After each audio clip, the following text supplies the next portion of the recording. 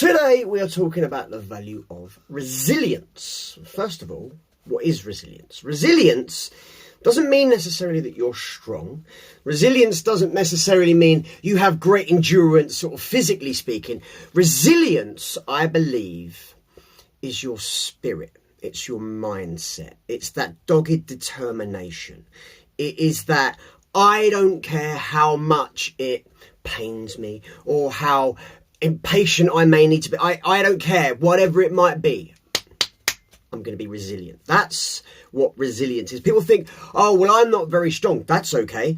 When I was growing up, I was a skinny, short, tiny, I'm still not like a huge person in any way, shape or form, but I was always one of the little kids, always one of the first the 10 who sits on the chairs. Don't know if they still do it in school photos, but the 10 short kids who sits on the chairs, you know, those kind of things. I was always little and kind of weak in some physical respects, even though actually physically in many ways also very strong and still am. Also physically very weak in many ways. And so the idea of like you have to be strong to be resilient, no, it's your spirit. I truly believe my superpower, if you like, is that resilience, is that bloody mindedness. It is that fuck you kind of mentality to anything that might be trying to get you and kill you or put you down or whatever it might be. It's that, no man, I don't care how big or tough you think you are or how strong you might be or how many of you there are. I'm tough, man. I'm resilient as fuck. Like, I might get battered, but I'm going to get back up. And I'm going to come at you again. That kind of resilience. But for me, again, it wasn't this, I lived in a really horrible neighbourhood where I've got to watch my back and everyone's out to get you.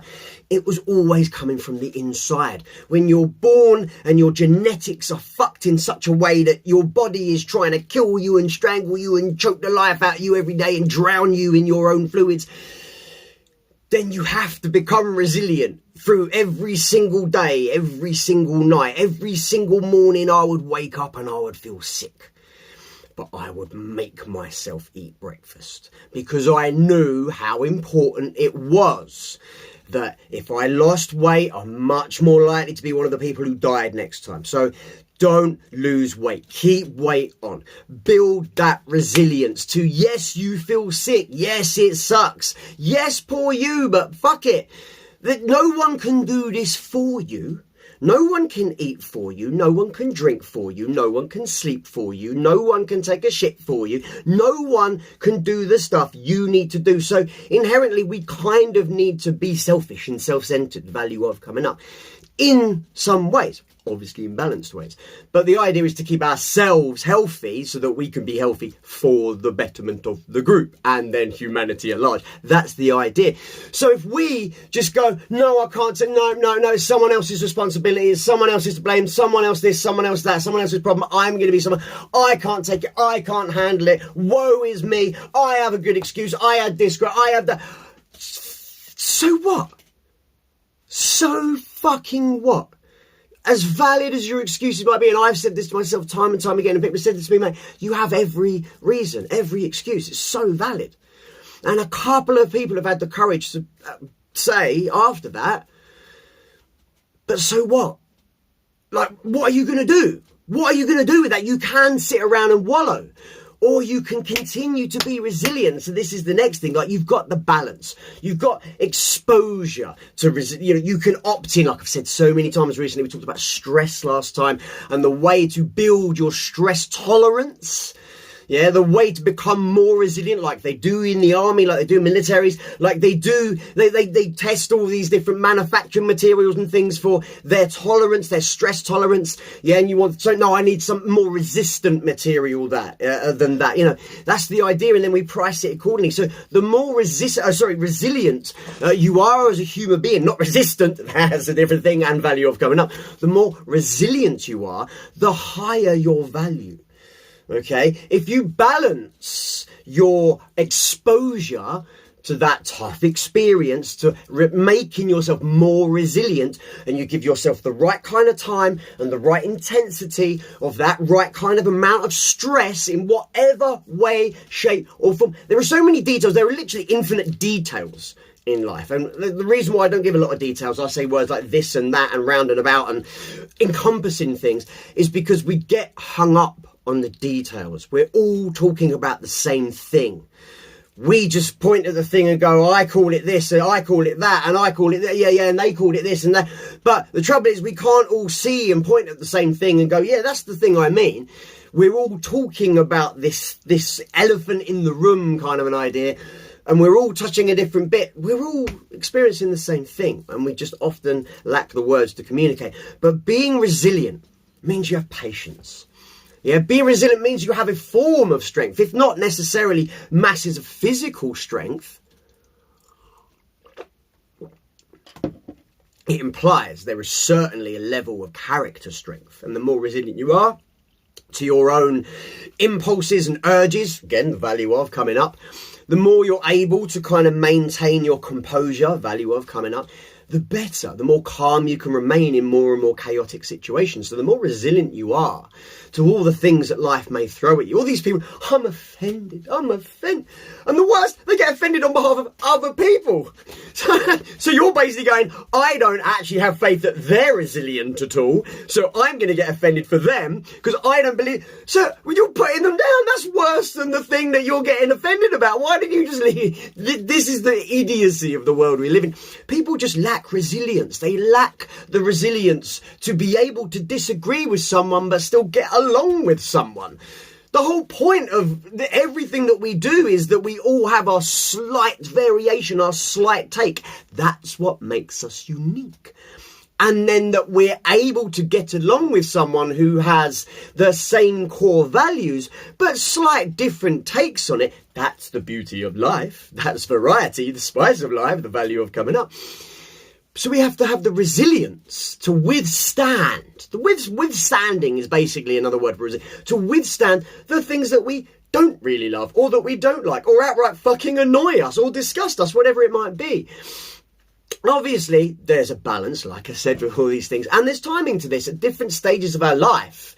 There'll be certain things we go, I just cannot be resilient to that anymore. So in my life, I was resilient to being ill. I won't die. And it got to the point where my body and my mind have had too much really in my, I'd literally just brought myself back out the grave, and I could be resilient to basically nothing. My stress levels, my anxiety levels, my depression, I could barely leave the house. I had to psych myself up just to walk down the road to the shop to get basic provisions. It was really, really, really tough to just fathom the world and leaving the house for a good number of years for me, within the past 5 years. But I've worked on my fitness, I've worked on my breath, my ability to breathe, regardless of how I feel.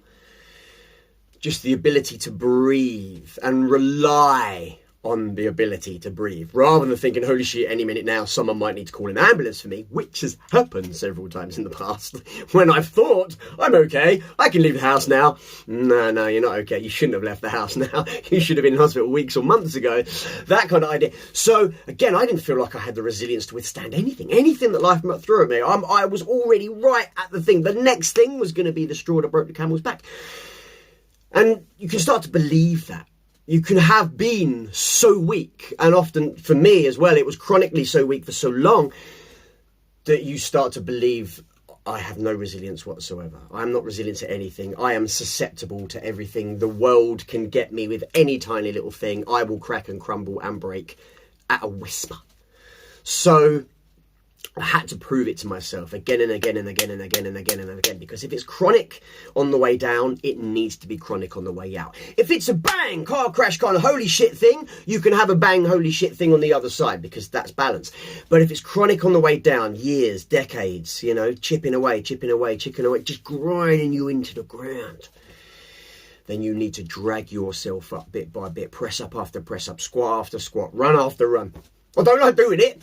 Fucking sucks. Honestly, I hate going out and doing runs. I hate going out and doing the things I've got to do. I enjoy doing it kind of once I'm warmed up, and then I'm glad I did it once I've done it.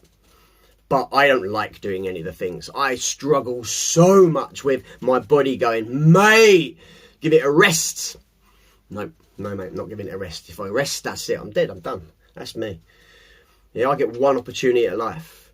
And if I'm going to have a future, I've never had a future in my mind. I've had, like, this is my finite life. 32, I'm dead at 32. Let's see if I can retire at 30 so I can have a few years off to chill and enjoy being ill, relax, and then that's me done. And obviously I'm nearly 40 now, and so life hasn't panned out like that, and I am now getting fitter, I am now getting healthier, I am getting better in so many ways. I have so much further to go, which is mind-blowing and amazing at the same time, but at the same time it's exhausting. And then I can start to doubt myself, and I can think, oh no, what about, yeah, no mate, you have got so much resilience. Just look at how far you've come. Look at what you've overcome. And don't even, you don't even have to dig into the things behind the things, but there's just a general overview. Now, I know then, just in a snapshot, I don't even have to dig into any of the memories. I just know, yeah, mate, you've just been resilient as fuck. As resilient as a human can be, you're that human. And I've read historical stuff, and I've, listened to stuff, and I'm endlessly fascinated about humanity's greatest. Whoever they've been, whenever they've been, at whatever thing they've done, whatever their endeavour. Just the greatest. And I've always thought, I am one of those people. Not I'm wannabe or gonna be, I am. That is me. And this is my thing that I've got to deal with. And I'm going to be resilient as fuck, because these people, they're my people. They wouldn't have stopped. I can't stop. They'd be proud of me for keeping going. They'd like my story. Yeah, they'd love that shit.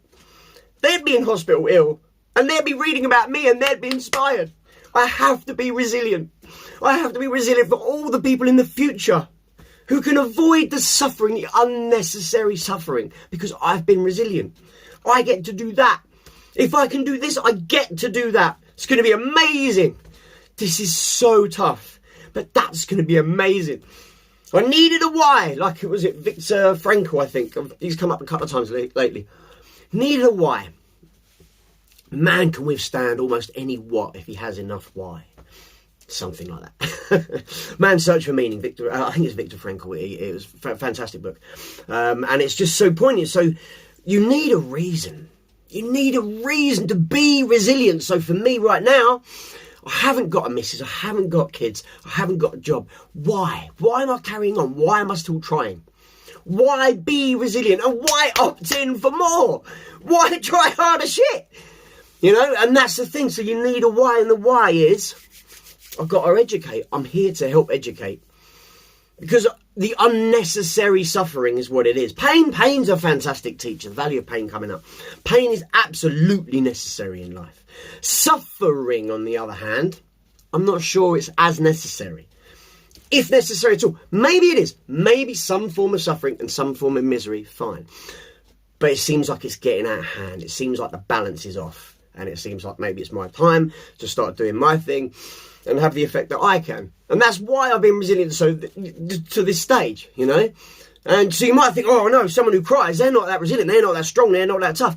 Maybe in your opinion. But you know what? I can look back at all the times I've been crying my eyes out, but I've been still doing the thing. Crying my eyes out, struggling, thinking I don't want to be doing this, but I'm still doing it. Wanting to give up, giving myself every reason, having every reason. But there's this part of me, no mate. That's my spirit, that's not my body, and that is not my mind, because my mind comes out with some horrible things. And my body, I think, lets me down in so many ways. It's such an amazing body. But it lets me down so often. But my spirit, that is resilient as fuck. And I'm so glad that is me. So if you can't look back at the times you've been resilient as fuck, and that actually you've never really faced anything that you've got to build resilience, I would say to you, you need to start opting in for some exposure, for some of these tough experiences that are going to help you build resilience. They're going to help you build character along with that resilience, because there are so many other traits, other values that you have to build, that you have to work on, that you have to be aware of, awareness, value of coming up, in order to be resilient. It's gonna humble you. To be resilient will humble you. You ask any of the top military personnel in the world, and they will say, I have been humbled, not just once, but time and time again. If you are resilient, you will be humbled. If you are resilient, you will gain wisdom. If you are resilient, just these things, they go hand in hand. So any elders of any tribes, well, they're still fucking there. So clearly they've been resilient. Clearly through droughts and famines and through attacks and through wars and through these people, they're still here.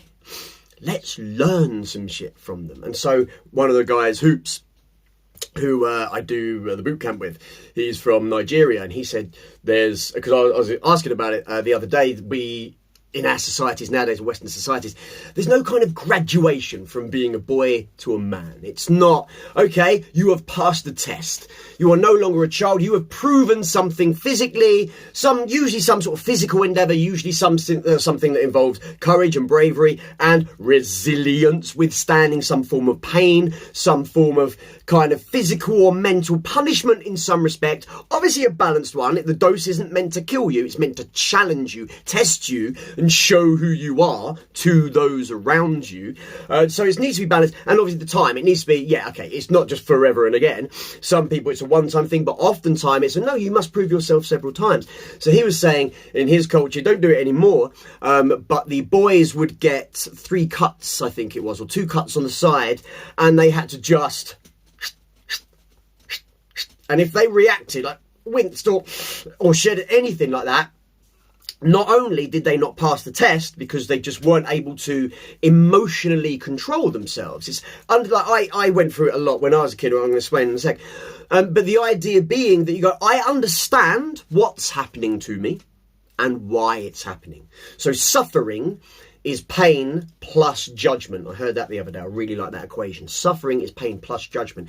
I.e., we're judging it to be a negative thing, so I'm suffering right now. Whereas if you go, it's just a bit of skin, and it will heal up, and I'll be left with the scars that prove that I am able to withstand a certain amount of superficial cosmetic pain, kind of damage, let's say, and then it's visible to others. The village will watch me, and they will all see, not only are people looking at me just to see if I wince, if I not, to pass this test, but all the women, all the eligible women, girls at whatever age, I think he said it was maybe 13, 14, so girls at that age, so looking to see, okay, how tough is this dude? Is this dude a warrior? Is this dude going to be able to go out and fight? Is this dude going to be able to protect? Is this, or is he a bit of a, wait, no, wait, 1 second, no, hold on. Is he one of those people? Because if he's one of those cunts, I don't want him. Let someone else have him. Because, I want a stoic guy. That's what you want. And you do want that in a warrior. But at the same time, it doesn't mean warriors don't cry. So again, if you interview any people in the military, they'll say, yeah, man, like brothers in arms fucking crying their eyes out sometimes. Because it's not that we don't cry. It's just that when it's time to operate, we fucking get the job done. And that's what shows that kind of thing. And he said there's another not initiation, but like a test. When you're 30, you then get 6 cuts. Same sort of deal.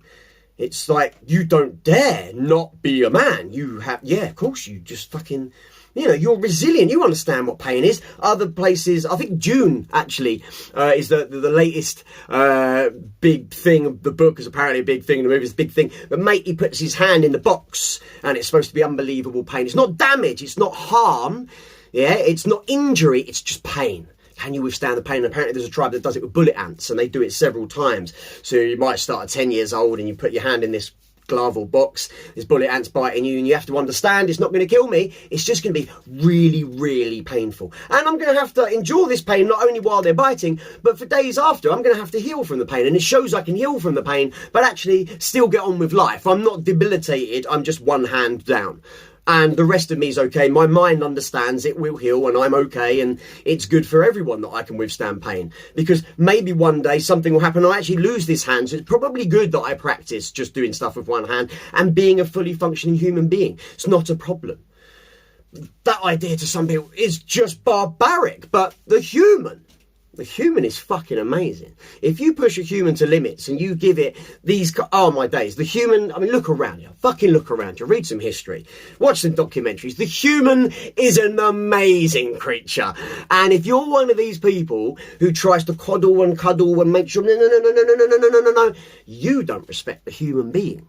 You're not respecting existence, and that's why you're going to face all this resistance in your life. What is it? Respect existence or expect resistance. That's it. Respect existence or expect resistance. It's a really good little saying. You're not respecting who you are as a creature, and the chances are you've never fully tested yourself in any way, shape or form. So these kind of people, be cautious about listening to the people who basically want to nerf all the sharp edges and cotton wool everything and think, oh, we can't say this, oh, we can't do, oh, no cuts, no bruises, no this, no that, no, no. You're going to get soft, and times are going to get real tough, because nature does not take kindly to shit that is not prepared to put in the effort, that is not tough, that is not really giving it all they got. And you're imbued, I think is the right word, with this phenomenal gift of being a human. And by not building resilience to life, you're really doing yourselves and everyone around you a disservice. So let's look at the flip of that. You can get super resilient so that you never show any emotion, so that you never show anything, because you just, you lock down. That's also not healthy. The idea that just toughening yourself up and putting up these walls and locking up and shutting, that's not resilience. That's actually fear. Resilience is being able to open up your heart. Go towards someone with your arms open to give them a hug. They might give you a punch, that's fine. Bang! I can take the punch, it's fine. I'll take the shot. I'm resilient, so I'm going in unguarded. Yeah, and there's a time for being guarded, being secure and being private. And then, of course, there is value of all coming up. But the idea that you have confidence, because really, if you're not resilient in any way, if you've not proven to yourself you have resilience, how can you be confident? And confidence, how you carry yourself in this world, is basically whether or not you're ever going to get shit done. And whether or not anyone's ever going to listen to you, and whether or not anyone's ever going to get on board with any of your ideas, and whether or not really you're going to connect with people. If you have no confidence, head down, eyes down, shut off, you're never gonna connect, there you go, with anyone. So building resilience is just a fucking necessity, just for basic operating in the world. But again, we're not connecting as much in real life. Again, you're watching this online, so clearly you're online in some way, shape and form. So the more we're online, the less we're actually connecting, the less resilient we need to be. The more we lock ourselves in our houses, the less we're outdoors, where we need to be way more fucking resilient. I'll tell you what, you want to build some resilience, just get your ass outside. Spend a night outdoors. Just chuck your ass outside. You'll be fine pretty much, I'm sure, unless you live in the desert or in the Antarctic or something like that. If you live where the climate is okay enough, if you have homeless people in your vicinity somewhere, they're doing it, just spend a night out. See how resilient you need to be then. You'll learn some shit, I tell you. Seriously. It's unbelievable. But really, if you don't have any resilience at all, you're not going to get any connection, which is hellish. But if you're too resilient to everything and you're just this shut off, closed down, walls up, kind of nothing penetrates, then you're going to feel no love, and it's hellish because you're going to make no connection. You're existing, you might as well be a waxwork. So it's that balance, of course it is. And building resilience is that balance over the time. And you need to chip away at these things. Don't think you're going to be as resilient as a 10-year-old than a 30 or 40 or 50-year-old who's been working on their resilience. It's, again, you've got to, baby step this stuff. Don't just go from having no resilience whatsoever, no kind of muscle mass, no bone density. Bones get tougher when you hit them. I hit my arms and I hit my body a lot. Yeah, toughen up my body, get it used to being hit. When I was a kid, I was going to come back to that one. When I was a kid, I'd get physio, I'd get percussion on my ribs and stuff like that. So all of these muscles are now fucked and locked up.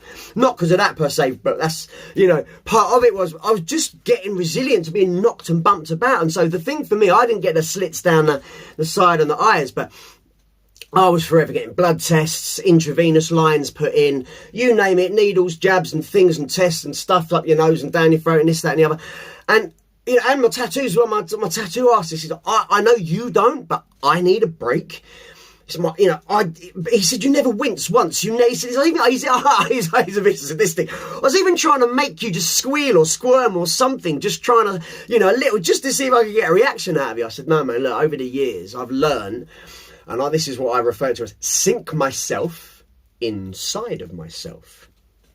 Basically, I'm aware, so say someone's doing a blood test here, so this vein, I've got a giant vein here that I've covered up with a tattoo, so scarred up, they'd use it and the needle would come out, and I've had so many doctors and nurses just royally mess up blood tests and IVs, really painful shit, jabbing it right, just, you name it, I've had it, right? I used to get experimented on as a kid as well, because all junior doctors need certain amount of, ticks of doing different things. And so, your son's got lovely, great big veins. Can we practice on him? Basically was the thing. And my mum was like, yeah, it's fine. And I was always like, oh, yeah, whatever, and sometimes it's fucking torturous and horrendous. And she would be like, oh, maybe I'm doing the wrong thing. But at the same time, had the same mentality as me of, they need to get better because one day they could be your doctor, and and for the kids that aren't as tough, and for the kids that veins aren't as good, which is very common, do it for them. It's not about you. I know it sucks for you, but do it for them, and do it for that bigger picture, that the greater good kind of an idea. If you're only here for a few years, do what you can in that way, just to give what you can, contribute what you can. Value contribution coming up to humanity. So that idea. So I was just so used to that, so used to people being rubbish at giving, doing blood tests. And it's also, I would say, look, give it here, I'll do it myself. And I can do it myself, and I am way better. But it's that, you just sink yourself inside yourself. You're aware that you exist, your arm exists, it is a thing, but right now you mustn't move it.